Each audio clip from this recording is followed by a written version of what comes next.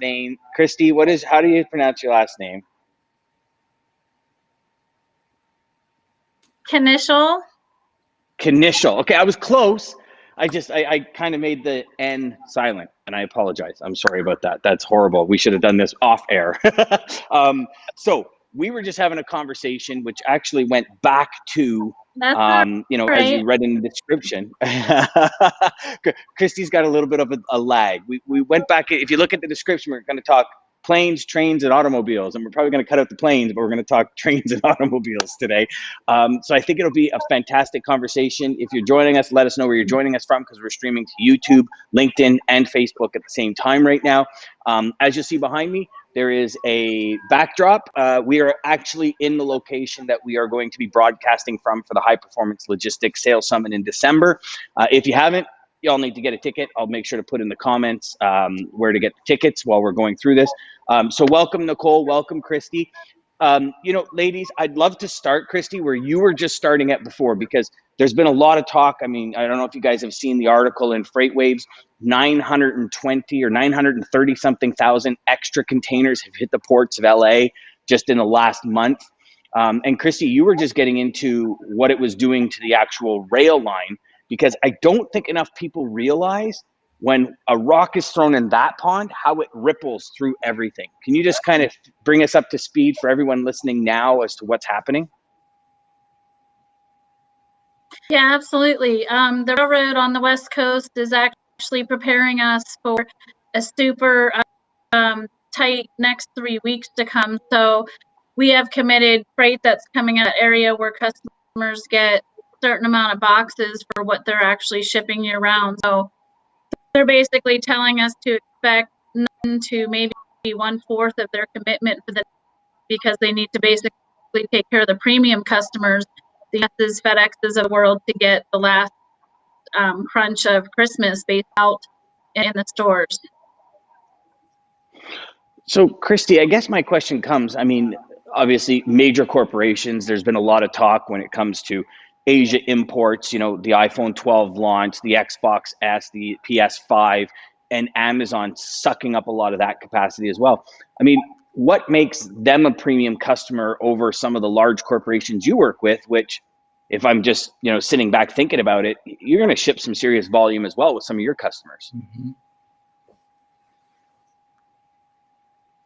Yeah, absolutely. I mean, I guess that's a good question to ask, because obviously where to sell the service that customers are asking us those questions. So I think the big thing is, I mean, UPS, FedEx, I mean, they've shipped mail.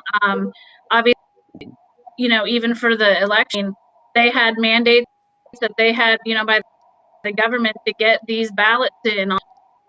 So there's a lot of things that revolve around that, but they of the railroad. So I think with that comes, premium service that they pay for, and they need to take care of them. So the other customers that are out there, we just have to find other ways to get the job done when there's these times that are going on. My question, yeah, and that, Kristy, go ahead, Nicole. How are they responding? Because it's when you're telling your clients this, are they understanding? I mean, I know that this past year has just been crazy for everybody. So I would assume that a shipper is a little bit more flexible and understanding that, you're doing everything that you can to get that service to them. But what do they say? How do they react?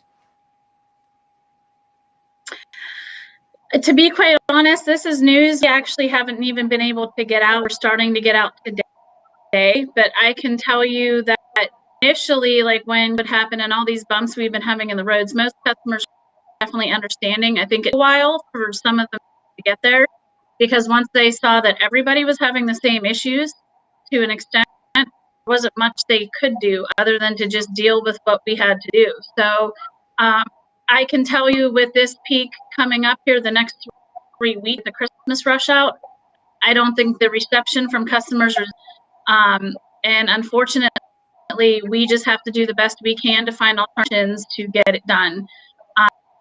That's really what it comes down to, because the customer, us as a carrier, we're the ones that have to find a way to get it done regardless of the conditions. and we're just going to do the best we can. I'm talking on a daily basis. I'm letting them know what I'm doing actively to try a job done in a better way than it has been, but also explaining the challenges that we have. So, yeah, I'm pretty nervous for the next few weeks, but I think we'll do the best we can. That's all we can. Mm-hmm. Yeah. I also, in seeing what is specifically happening in the LA market, there was, so yesterday it was yesterday or Wednesday, I can't remember now. I think it was Wednesday, I had a conversation with Dean Crook, and he said there was still 15 freighters at anchor off the ports. And then more are coming in, right? So, I mean, if we're talking a 42% increase across the board, that's not only sucking LA. Do you find the same thing happening out of like Savannah port? Because I know I could tell you when I was doing a lot of rail out of Savannah, and the hurricanes hit and it just tossed chassis and twisted chassis. I mean, capacity went from almost close to a massively abundant to almost nothing. Are you finding other ports, or is it just LA is the major bottleneck right now? So I would say Atlanta is definitely having its congestion issues right now. As far as the port side goes, I don't know or haven't heard anything too drastic, but Beach, LA, that's the biggest port. Yeah. And that's where we're going to hear the most noise. Even north of LA, that ramp up there, we've been having significant issues trying to get capacity. You have a lot of wine coming out, some new crop that has come out as well. So there's a lot of challenges in California up and down the coast. Now, are you working more, like when you're finding solutions for your customers, Kristy, are you working more on throw the container on a flatbed, or are you bringing it into warehouses, cross-docking it, sending out on dry vans? Like, what's your preferred mode or preferred instant solution, the best possible for your customers at the moment? So the freight that we move gets loaded in rail containers that go on. So that's basically what we're working on. Any inbound that we have, any carriers we can find have containers that they've unloaded that their provider isn't reloading. You get our shipments picked, brought into the rail ramp in those areas, and then get put on the train. And there's sometimes issues with not just getting the capacity, but you have to have a gate reservation to get into the ramp. Sometimes you can get a reservation and you don't have the box. Sometimes you have the box and you can't bring it into the ramp. They got to get the trains loaded and out so they can make room to bring more in, and customers got to get shipments pulled out. They're trying to put stricter things out there, timing of containers getting out of the ramp so that they can make it more fluid. Some customers, the container comes in and it might for 5 days. Sometimes it's because it hasn't been grounded properly, or at the time when you had the initial appointment and we had to reschedule and that customer couldn't take it for 5 days. So sometimes we're having to outgate box out and hold them in yards, or even hold box yards where we ingate them. So there's a lot of issues going on just in general with the supply chain. The bulk of what we do coming off of the LA ramp, and it's really filling DCs across the country, whether product, retail product, we're shipping out of there, and also going direct to stores. Interesting. Now, I see a couple of ripples with that rock that was thrown in the pond, and I know I use that analogy a lot. Nicole's probably getting sick of it, but it's completely different. Yeah. I look at that and I say, okay, so there's obviously a very big shortage of box in East Asia. Shortage of boxes there because there's massive delays. People are getting bumped for prime customers as well. But going back to when I was doing a lot of rail and ocean, those boxes are expensive when you overload those free days, when you're out of free days. When it gets delayed like that, and there's those continuous delays, is the customer responsible a lot of the times, or are these steamship lines sucking up what could have been real demurrage on those containers? I mean, some of them are $236 a day US, right? I mean, that's huge money. That's also, is that a lost stream that you see, Kristy, or is it more of everybody's kind of working together to make it the best solution possible. Yeah, I mean, I think there's a couple things around that. We don't do a ton of the steamship line stuff. We do domestic steamship line stuff. But yeah, even with the bigger boxes, the 40s, the 53s, the 53s are the main thing that we deal with. And sometimes that can be, even storage can get up to 200 a day. The container charge $200 a day. Most of the times, consumers are not willing to pay those charges, especially if it's late coming in to reschedule. A lot of times it's really nobody's fault, just that, with all the issues on the rail, as much as, the true issue, sometimes the rail can't fix that either, but trying to get relief from the railroad, times they're helping us. And sometimes, there's situations that they just can't, and we're trying to force the shipment sooner. That way we can just get them unloaded and back in and get it in the system. It's a challenge all around, but I can tell you, because companies like myself typically are charging. But it's kind of across the board with all of it. The rail's helping out some, the customers are paying some, and we're eating a lot of money. Nicole, what do you see from an expedited end, the ripple effect from this to your business? Well, it literally goes across the board and touches every single mode. I mean, that's the part of supply chain that we all feel. So if it's air freight even coming in, then there's recoveries at airports and runs that need to happen in smaller equipment. I mean, I've heard of people actually making consolidated charters at this point. So they're buying a full chartered plane and then selling those bits and pieces of available space. So it's funny. I'm sure it touches from not only what I do to LTL companies, maybe not getting a certain amount of business that they normally would. They might be detained on certain things anyway. So it just, like you said, that ripple effect, it just constantly creates more waves. And so we see peaks in different areas at different times. So obviously the California area is very, very hot and heavy. And then it gets really hot and heavy down in Dallas and the Texas, El Paso. I mean, you name it. It does this like flare up across the country for us, and then it quiets down and it moves somewhere else. So it's like these little treks across the U.S. With recoveries and trying to help out, even with expedited truckloads. So we've seen a huge increase on that too.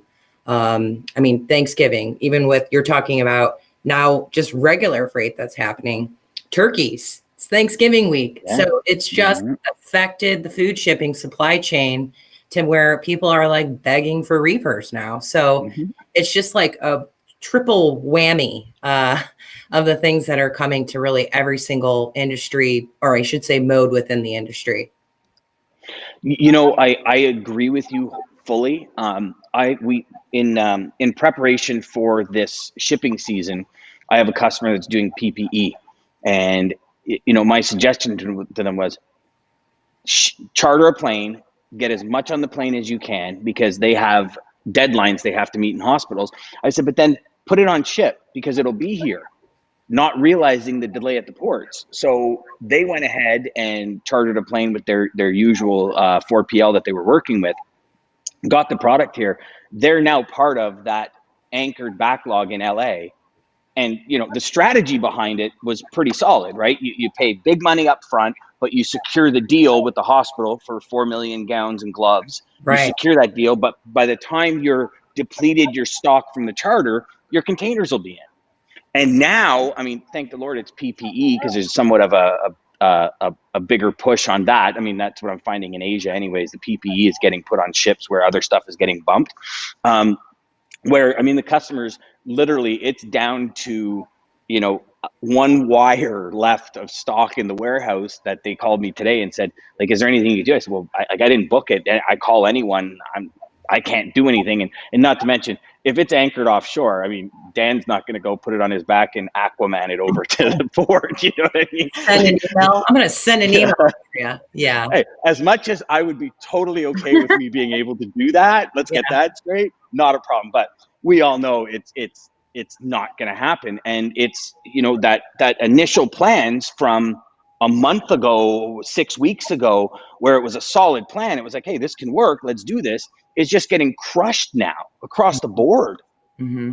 And this is the reoccurring conversation that I seem to have is relationships. So when you're coming into these situations where it's just insanely hot and heavy in certain areas, and we make these commitments to our clients, it's having that trusted relationship where they know, I'm sure with Kristy's clients, they know that she's doing all that she can to get that product in there and create other solutions to get things done. And so I think a lot of shippers are relying upon all of those relationships to get clever and get creative and come up with solutions that we can all execute together. And I think everyone's in the understanding that it's a costly time right now. It is a very costly time, and it's probably going to get worse than better sooner than later. So it's just one of those value your relationships and have those communications with everybody and be transparent and honest with what's going on your side of the world and how it's impacting everybody else. We've got some comments coming in. The LA market to Montreal, Mike Furlot saying it's almost 10 grand Canadian a load. 10 grand, that's huge. And then Nick came out and said, this is genuinely a COVID-19 ripple problem or a sign, bad process management issues that have been present in transportation and logistics for years. Go ahead, Kristy. Yeah. I would say it's both. Yeah, I would say that it's both, just to answer that question, because there are certain products that are getting priority over other products. And that's just what's happening. Like, we ship for Johnson & Johnson, and the railroad asked us PPE products for them. We're not, but if we were, that would be something that they would prioritize. And then another thing I wanted to share that goes along with what Nicole said is a relationship situation. So I had a customer, we're the boxes in the Lathrop area, and we really need help there. So I started reaching out yesterday to actually of mine that's a friend here in Pittsburgh. We had an issue in another ramp, and I had an issue, and I helped her get a carrier pull a box out that she couldn't do. And then I was able to get a off her in another area that I needed. And then she connected me to another person, to me to 4 other carriers. And 2 of them I've had like 20 some year relationships with, like didn't know where they were. And now I've been able to come up with more boxes for my customers in NorCal just by reaching out to a competitor friend of mine to help you with, and can you help me? Kristy, I love to hear that, because our industry, unfortunately, and I mean, listen, I've only ever been in transportation. My only other job has been buffing computer widgets at nighttime in a warehouse. Other than that, I've been selling in transportation, but it's so cutthroat. And I'm of the opinion, what is our mission? What is our goal? Our goal is to help the customer achieve their goals, to help the customer mitigate their exposure, get things done for the customer. And if that means collaborating with people that are quote unquote partners, I think you do it. You develop the relationships you build. And for anyone watching that was just listening to that, hear what and Kristy, correct me if I'm wrong, the baseline of that is she served her customers and helped other people accomplish their goals, which is serving their customers. Ladies, would you call me bang on accurate with that, or am I wrong? No, that's spot on. And that's what we need in this industry is people that are willing to collaborate. It doesn't have to be this backstabbing environment. We should all be helping each other in these types of situations and opening up and being a little vulnerable. Sometimes it's makes us actually successful when we're vulnerable. I agree. Right. Kristy, what do you think? Well, I would say even probably 15 years ago, when we started to have issues, I started reaching out to competitors then, because there were times I could help in LA and they could help me in NorCal. I mean, it's all about network collaboration. Even though they're your competitor, if you can help them out, then they're willing to help you out. And I think the one thing that was extraordinary was this woman runs this office here, and she couldn't carrier to pull out the load. We don't even do much freight with them.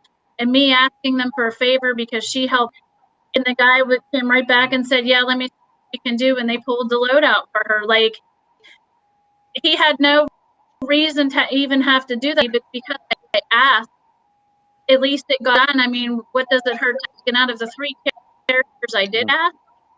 2 of them came back and said they would help her. And sometimes, you know, it's just you got to build them.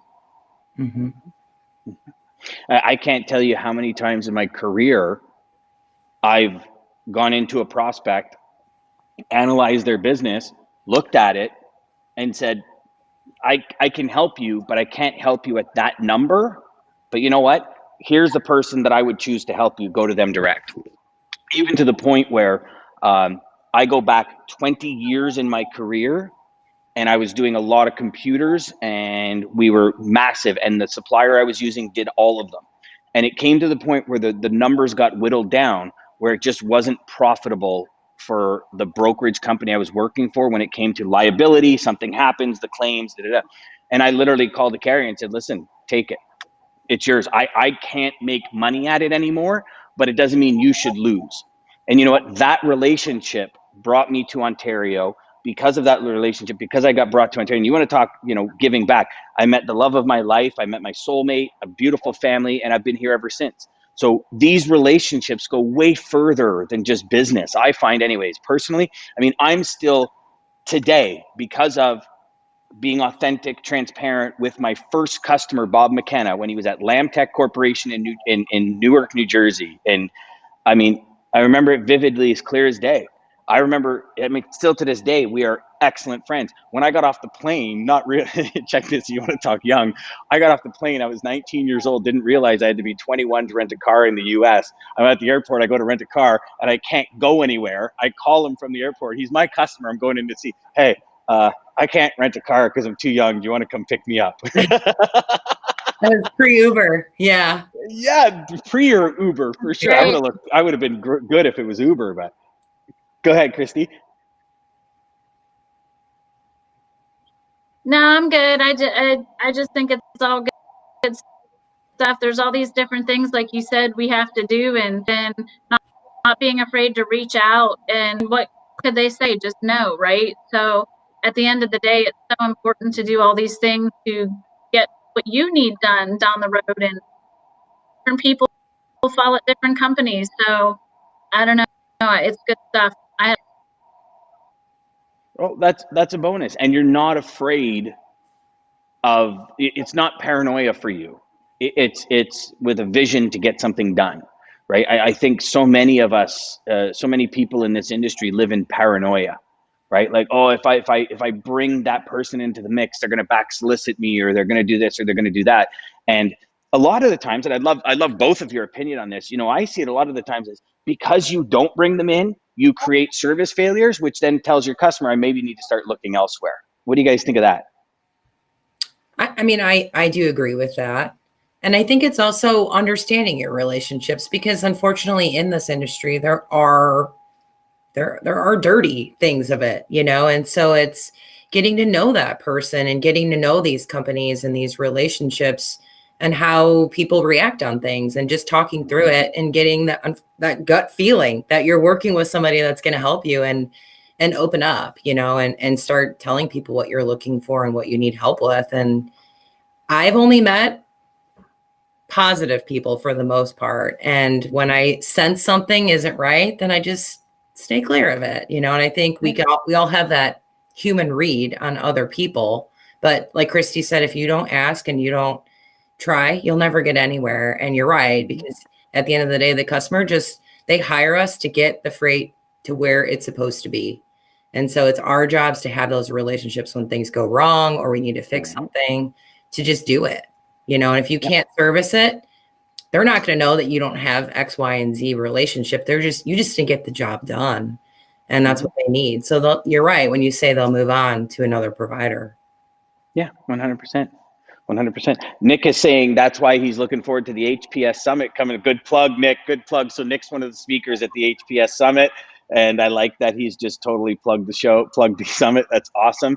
And I'd like to tell everybody that Kristy is actually part of the summit now. Kristy's decided to come on and be the expert on intermodal for us. So we're Super stoked about that because Kristy's experience is just going to blow your mind. We've now connected all of the dots when it comes to the summit. We're talking ocean, we're talking air, we're talking rail, which ripples into road, which ripples into final mile. It is going to be absolutely outstanding. Ladies, was there anything else you wanted to talk about before we head out for the weekend? No, it was a great chat. I loved it. Kristy, is there anything that you wanted to share in particular that you wanted to? No, yeah, I think so too. Okay, good. All right, well, awesome. Everybody, thank you so much for showing up. I appreciate all the, oh, Nick says awesome. He's giving us a high five here. That's awesome. So listen, I appreciate everybody showing up. Make sure that you come and visit these two amazing ladies at the High Performance Logistics Sales Summit on December 11th. I will make sure to put a link in the comment section, or you can just follow me, Dan Deigan, follow Nicole or Kristy, and we'll get you guys set up with your free digital ticket. Don't worry, take the day. Drink from the fire hose of knowledge, tools, strategies, and frameworks that'll take you to where you want to be in 2021. Ladies, thank you so much. I really appreciate your time.